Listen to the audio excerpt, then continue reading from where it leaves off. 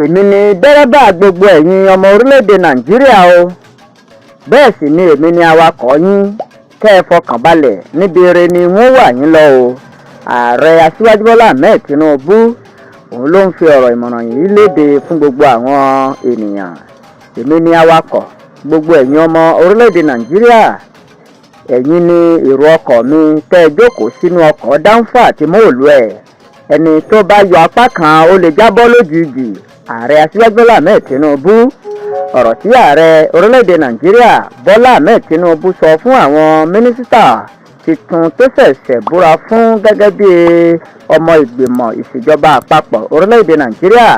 Ààrẹ Tinubu ní gbogbo àwọn ọmọ Nàìjíríà àwọn ni wọ́n ní ìrètí níbi tí ọkọ̀ yìí yóò forí já àti ibi tí òun wakọ̀ orílẹ̀-èdè Nàìjíríà lọ.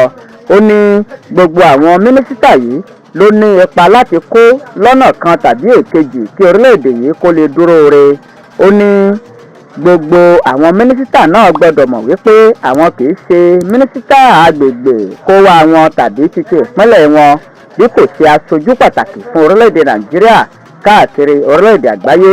Ààrẹ Bọ́lá Ahmed Tinubu ṣètò ìbúra fún àwọn mínísítà tuntun fún ìgbìmọ̀ ìṣàkóso ìjọba àpapọ̀ tí wọ́n ṣẹ̀ṣẹ̀ yàn lọ́jọ́ Ajé, ìyẹn òní ọjọ́ 21 oṣù kẹjọ ọdún 2023.